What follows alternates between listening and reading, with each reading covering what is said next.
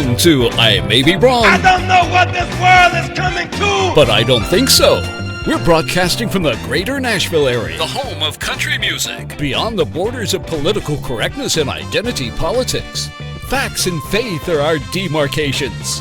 Truth lights our path. Here's the Barry White of Podcast Radio, the Venerable Alfonso Ashworth. Well, welcome to another exciting episode of I May Be Wrong, but I don't think so. Of course, I'm Alfonso Ashworth. And of course, we've got a great program, a great episode. Whatever you want to call it, it's going to be exciting. I have a great guest in the queue. This is someone I've known for a while. He has been someone that's been out there on the front lines. In the early days, way back to the beginning of the Tea Party movement, Ben Cunningham has been someone that has been right there fighting the good fight. We're going to have him come on in just a minute on our interview. He's going to talk about the protest, or whatever you want to call it, the rally, the Open Tennessee rally. It's not something I would call a protest. It's just a right. It is a right. It's a God-given right. And we should all be exercising that right. And I commend anyone. I don't care who you are. If you think the government is overreaching or getting out of control, you have a right to go out and peacefully protest. And I'm going to show just a really short clip so we can get started here. This is something I think you should see. This was part of the rally from Sunday, if I'm not mistaken, and our local media down here, they aired this. A way to run my old computers with no hard drive. Here it is, and it's not in this computer. Stay-at-home orders remain in effect across America. Some say they have had enough. People gathered in cities all across the country to demand lawmakers reopen businesses so they can get back to work. News Channel 5's Eric Hilt has more on the message protesters hope to send. Honks echoed outside the Tennessee Capitol this afternoon as hundreds of people ignored social distancing requirements, instead coming together to protest the state's ongoing stay-at-home order. The ones that are willing to work, let them work. Governor Bill Lee signed the order this month, then extended it to go until April 30th. It closed non-essential businesses and urged Tennesseans to stay at home. Tennesseans must remain at home unless they're engaging in essential activity. That there's been a big overreaction and overstepping of the government in response to the coronavirus. John Strickland was one of many at the rally, hoping to send a message to state leaders. We have to open up the economy again, that the coronavirus can be handled. But experts have warned that lifting stay-at-home orders too early will speed the spread of COVID-19, which has already killed 148 Tennesseans. Earlier this month, Vanderbilt researchers said it's too soon for Tennessee to lift its order, and if state leaders reduce social distancing efforts too early, hospitals will become overwhelmed. So we really want to make sure that all of you understand our key takeaways from this research, and the most important one is that it is critical to continue social distancing until we reach a sustained drop. I do agree with that. Even though that drop hasn't happened, Strickland and other protesters say it's time to let Tennesseans go back to work. And we need to reopen the economy because the folks are hurting out there for the jobs. In Nashville, Eric Hilt, News Channel 5. The rally's organizers say there will be similar. Let's bring somebody on that was there at the rally. Welcome to the show, my friend, Mr. Ben Cunningham. How you doing, Ben? Hey, Al. Good morning. Good morning to you, sir. Good morning, and thank you for getting up and coming on my program. There's a lot happening, and I want people to know that you were right there. You were at this rally, and you've been at many rallies, of course. But let my audience know, what was it like being at this rally? Well, it was lots of things. Number one, it was great fun. We had a lot of fun being with our fellow rally goers and people who are concerned about economic and personal freedom. But it was also just a wonderful sight to see all these good folks from Tennessee coming out and saying, look, you don't have this much power over my life. And I'm going to stand up and say to the government, you're accountable to me. all of the power, all the authority, all of the money that you have comes from the citizens. And you darn well better listen to us and not listen to all the health experts. And there are plenty of them out there, and they'll tell you one thing one day and one thing the next. And unfortunately, the politicians listen to them, and all the citizens get whipsawed around because politicians have good intentions. And unfortunately, most of the evil in the world is done by people with good intentions. Well, and you're right. You're 100% right that most people think that as just because a politician said it, that somehow that makes it the right thing to always do. And of course, we know that's not always the case. We think that in a crisis that somehow they're endowed with this superhuman intellect or this superhuman virtue. They're not. They're just like me and you. They're just as confused by all the information and misinformation. They're just as good or bad of a judge of all of that as we are. And that's why in the United States of America, we disperse power. We don't allow government to have an overbearing and extraordinary amount of power, because government in that sense is just the people who happen to have power at a particular point in time.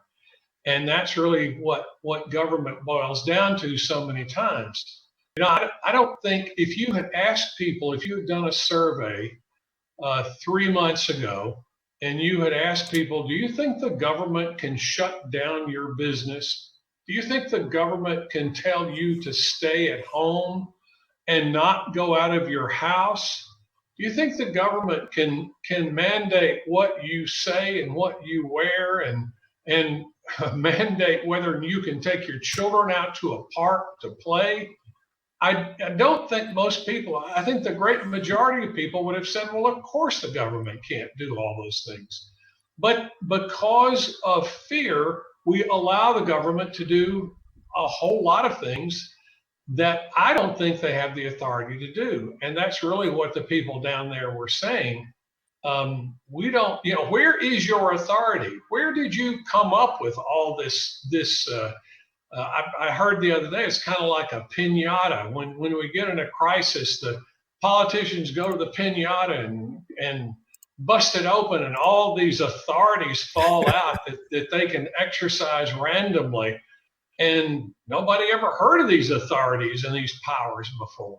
Right. They assume them, and that's the problem. Yeah, and of course, one of the problems that I see happening here is that most Americans, if you ask the average everyday walking the street American, what are your constitutional rights when it comes to states' rights, local rights, federal rights, all those, most people don't really know their rights. So they just sort of go along with the herd. They sort of go along with the crowd. Whatever the crowd is doing, that's what everybody needs to do. And that's the big problem I see with this whole virus scare, this, shut in, locked in, everybody go home, everybody stay home until we say it's okay to come out. And now you have different states that are trying to dictate the other states when they should open up. Where do you see a problem with that, Ben? Well, it's just a one size fits all. And you're right. People don't understand their rights. But maybe even more importantly, people are not aware of their responsibilities as citizens to preserve these rights. Amen. Ultimately, it comes down to us.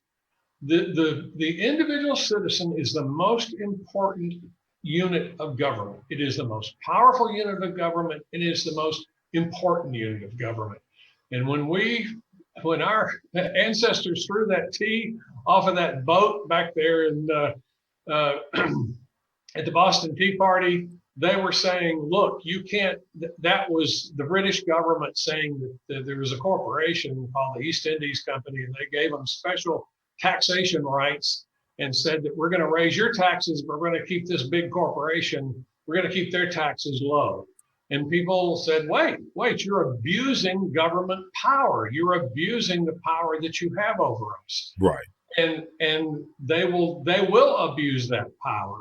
Now they'll do it many times in the name of good intentions, but like if you read history at all, you know that most of the tyrants in history felt like they were acting on good intentions. Yeah, they felt like that what they were doing were for the good of the people. Yeah, absolutely. They felt good about themselves. They felt like they were just fine people doing things for the right reason. Just one example that always sticks in my mind. Pol Pot was this Marxist tyrant in Cambodia in the 70s. He killed a fourth of the population of Cambodia, killed them, took them out of he thought Mao Zedong was a great guy, and he learned from Mao Zedong, did the same thing that Mao did during the Cultural Revolution, took people out in the countryside, shot them, killed 1.7 million people. These journalists, he was run out of town eventually, he wasn't in power very long, and these journalists found him in his jungle hideaway a couple of years later. This is the Guardian newspaper of all places documented this. And they asked him, the journalists asked him, you've killed 1.7 million people. And you know what his response was? We were just trying to make people's lives more prosperous. Right. And that's this fool who had killed 1.7 million people still thought well of himself. Well, let's good intentions are not, we don't allow those to be the governing factor. And in regards to what you just said, like governors like the governor of Michigan and the mayor of New York, de Blasio, and these people in Virginia, the governor in Virginia, the first thing they want to do is take our rights in the name of benefiting the whole society. So let's take away all guns. Let's take away all freedoms. Let's take away all civil liberties in regards to what? Making society a better place to live, making air clean, making water clean, making children safe. And what people don't realize is that those people that are doing this, they're going to then impose on you what their definition of freedom is, what it means to be free. And that's what I'm afraid of, what's happening with governors like the governor in Michigan and the mayor of New York, when they say, okay, go tell on your neighbors, take a picture of your neighbor and send it to us, and we'll make sure someone gets out there and straightens this out. Why are people not seeing this, Ben? It is that long, slow slide into tyranny that we see time and time again. Freedom is so fragile and it's so precious and it's so easy to slip away. And these politicians, what they do is they assume the lowest common denominator of behavior among the citizens. Okay. They don't assume that we're capable of living in freedom and living in liberty. That's not their working assumption. Their working assumption is that we will all be scared and we will exhibit the lowest common denominator of behavior. And so anybody that goes out there and does something stupid, they assume that all citizens are going to do something stupid. So that's when they start clamping down and assume we're all idiots and none of us are capable of living in freedom. And that's when the slide into tyranny begins. Well, that reminds me. That's why it's so important that we stand up. Yes, and that reminds me of a line that I read out of the book Animal Farm. George Orwell. Of course, the animals had yes. Come up against the man and we're going to take over. And the leader of the animals said that, some of us are equal. All of us are equal, but some of us are more equal than others. And of course, you hear these lines where they use these today in a different context, as when you hear these politicians who say they want social justice. They want social justice, but some justice is more justice than others when it comes to your rights and my rights to go out and protest. So when you were out there protesting, of course, with the Tea Party, I remember those days. I saw you many times, and you were out there on the front lines then, and you're out there on the front lines now. How is it different now than it was then? Of course, it was for a different reason, but how is the movement somewhat different than it is now? Well, I think the opposition to this is much broader. on Sunday when we had the rally. And by the way, Kim Edwards is the lady who organized it, and the name of the Facebook group, if you want to go find out more about it. And there's going to be another rally on Monday, the 27th at 10 a.m. by the way. Okay. So I would encourage everybody to come out there. I've got so many things to say here, Al. Well, Sam, I'll give you time. But Governor Lee has, in fact, been more, has opened the state faster than these other governors, but that's not saying a whole lot. The 6 counties he exempted from his order represent 41% of the population and 62% of the economic output of the state. Wow. So when he says that he's opening Tennessee, 62% of the gross domestic product of Tennessee is still not being opened up. And as we know, in Nashville, good Lord, the travel industry, the hospitality industry has just been decimated. And that is not going to be opened up under this order for a long, long time. You know, we all understand the virus is a threat, just like we all understand that the flu is a threat and cancer is a threat and all these other healthcare threats to our lives. We understand that. Nobody wants to go out there and get the virus and die. I've had members of my family who have tested positive. So I understand the risks. The question is, how can you best manage the risk? Can you best manage the risk by basically assuming that all of your citizens are idiots and they're going to act like idiots and they're going to give other people this virus? Or can you assume that people will act rationally and reasonably and they have the capacity to live in freedom? You know, yes, that's the working assumption of America for the last 240 years, and we cannot throw it out the window now simply because a few of our leaders are afraid.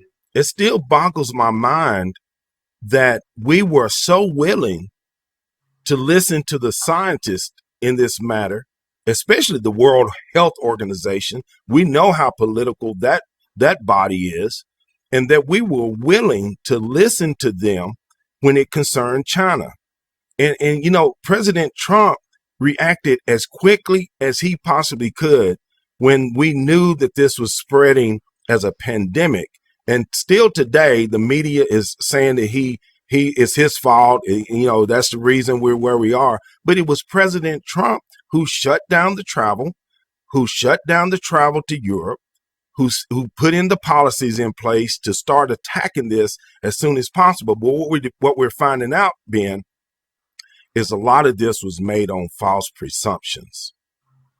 Absolutely. Any newscaster out there, any reporter can find an expert or an advocate. Right. There are dime a dozen, and you can find an expert that says one thing one day, and then you can go out and find an expert that says something the next day. Exactly. Or you can find this word advocate is so abused in the news media. Everybody goes out and finds them an advocate, and all advocates are assumed to be noble people. Well, it's like you say, it's all politicized, and especially with Trump. Like him or hate him, the fact is he engenders some very interesting reactions from liberals, and they politicize everything he does. And we've got to kind of look past that. Yeah, and what makes it more obvious is that we're in an election year, and it's probably an election. It's an election of our lifetimes. I don't think that can be overstated, especially if you consider how far left that the Democratic Party has moved, that where even Uncle Joe Biden, somebody who used to be supposedly a moderate, has sort of allowed the Ocasio-Cortezes and the Bernie Sanders and the Elizabeth Warrens to all sort of set the moment, to set the stage to this socialist movement. Explain to my listeners and audience, what is it that we as Americans should be most afraid of, the virus or the left moving to socialism, communism? I think they're both important. The virus is going to pass. Yes. The curve is already flattening. The computer models were always wrong. Exaggerated. They use the worst case computer models, and of course, computer models. I used to do computer models way back when, and computer models will have basically huge confirmation bias. If you believe that the virus is going to be terrible, you can develop a computer model that tells you exactly what you want to hear. You only get out what you put in. That's exactly right. And if you think computer models are gospel, then you're going to be whipsawed around every day because there's a different computer model telling you different things. We can deal with the virus. We'll probably have a vaccine by next year. You know, it's if you look at the curves, there was a really interesting article I read yesterday about the regular flu, the two strains of the regular flu. They showed the same kind of pattern that COVID-19 is showing. And this author, who was a very learned epidemiologist, said basically, you know, I think we're probably going to find out that the lockdown was completely unnecessary. But we're going to learn about the virus. We're going to do the epidemiological studies. We're going to do the antibody studies. We're going to find out about the virus. That threat we can deal with. Okay. This threat of collectivism and socialism, that threat could destroy the country. And it will destroy the country. Like you say, Joe Biden is just a pathetic guy. And I still can't believe that he's going to be the nominee. I still am, I'm sure the people in the DNC are quaking in their boots thinking about having Joe Biden campaign. He's just, the guy needs to be retired and, playing with his grandkids. He just doesn't have the mental capacity to be the president of the United States. If he were to serve 8 years, he would be 85, I believe. He's already 77. And he's 77. Already, and there are plenty of people who are 77 who are, bright people. He is not. He is showing signs. You're right. And it's crazy that the Democratic Party is going to foist this guy on us. And like you say, the energy of the Democratic Party now is the far, far left. It's AOC, it's the Squad, it's all of those people. AOC keeps coming out with these absolutely ridiculous proposals. I'm sure you saw where she was cheering about the fact that the oil industry in the US was tanking. Yes. And she was basically saying, I'm glad that 10 million jobs are going away. Yes. This woman's crazy. Well, and you know what? I leave that up to the American people. We're going to decide this in an election, a free election. And I hope that we can root out any type of influence or anything that somebody else may try to do to interfere with this election. But it's obvious that the Democrats are going to do everything they possibly can before and during this election to punish the people who, of course, supports President Trump. It's obvious that Nancy Pelosi does not want to give money to those who have supported the president. It's obvious that Schumer is trying to do everything he can in the Senate to delay the actions to help the American people. And obvious that you have a political party that has gotten in bed with some foreign entities to actually damage the president of the United States. I'm going to give you the final thoughts on this, Ben. And of course, tell people how they can find you. How can they contact you? Yeah, please. Thanks, Al. And thanks so much for having me on. I really do appreciate it. You can contact me by email at ben, at nationalteaparty.com, ben@nationalteaparty.com. Our website is nationalteaparty.com. Our Facebook page is facebook.com/National Tea Party. We've got about 180,000 people on there. Yes. Come join us. We got some great discussion and great content. If you want to come to the rally on Monday, go to #FreeTN group. And it is Monday at 10 a.m. again down at the Capitol. Again, folks, this is not over. Bill Lee has opened up, been more active than some governors, but we still have got 61% of the economic output of this state that is shut down. And we've got to let these mayors know that we want this economy back open, and we want to put Tennesseans back to work. That's the message we've got to send. So please carve out some time between 10 and 12. We'll probably be there beyond 12, but at least 10 to 12 on Monday, April 27th. No. Is that right? April 27th. April 27th. And come down there, wave your flag, ride around, honk, let Governor Lee, let Mayor Cooper and all these other mayors around Tennessee understand the people's voice. We saw that it worked 20 years ago when we defeated the state income tax. Exactly. We saw it work with the Tea Party. And we saw it in 2009 with the Tea Party when this wave of House members got elected in 2010. And we can make a huge difference if people will get out there. Even though the press doesn't like to cover. That's obvious. They can't avoid it if we're down there in big numbers. And Bill Lee will listen to us. He's a good man. He is being pressured from all sides. And if we don't raise our voice, those other voices will be the ones he hears and the ones he responds to. We have got to raise our voices. And I encourage people next Monday at 10 a.m. to come down to the Capitol, honk their horn, get involved. There you go, Ben. Thank you, sir. I really appreciate it. Thank you for taking your time to come on my show this morning, and I'm looking forward to working with you in the future more often. But God bless you, brother. Thanks, Al. Sure appreciate it. All right. Have a good day. You too. Of course, that was my friend, Ben Cunningham. He's been out there and active for a very long time.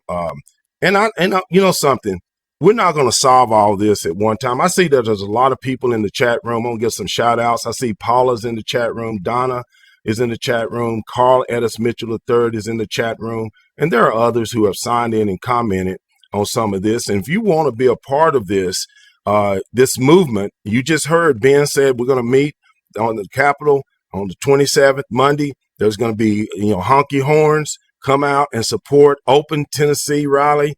Despite what the media says, despite what the national media says, despite what the politicians say, we are still in charge. And as long as we stay in charge, as long as we continue to do this, we will win this battle. And it will not stop, folks. If we allow them to continue doing this, if we allow them to continue going down this slippery slope, we are going to find ourselves living like they're living in Venezuela, where there's nothing for us to do but to sit around and wait for our handout. Or we're going to wind up living like they're doing in Russia and in China, where we don't know what's happening. The people of China have no idea what's going on. We don't know what's going on in North Korea at the moment. We don't have no idea how many people have died in those countries because they have no free religion. They have no freedom of expression. They have no freedom to protest. They have no freedom to assemble. They have no religious rights. They have none of those rights to keep and bear arms. You and I have an obligation to be the voices and to fight against the tyranny and do whatever is necessary to defend our rights under this Constitution. I don't care what Nancy Pelosi says. I don't care what AOC and her cauldron of witches has to say. It has to come to an end. Of course, I want to thank everyone that has chimed in today, and Carl Edis Mitchell III and all the ones that have shared the video. Continue to do this. Please support us. Go to IMayBeWrongButIDon'tThinkSo.com and please sign up and join us, and please support this effort that we have by me and millions of others who are out here. We're being targeted. We're being ostracized. We're being told to shut up, even by people who you would think would be supporting us in the religious movement. We're being told to not speak up and speak our voices. Of course, I want to thank you, all of you, for chiming in today. God bless you. God bless you all. Look, God bless America. God bless our children, and peace. You've been listening to Alfonso Ashworth, the Barry White of Podcast Radio. Go forth and share his message. I may be wrong, but I don't think so. Remember, no two people can ever occupy the same place at the same time. You were uniquely and wonderfully made. Born an original. Don't die a copy. God bless. Peace.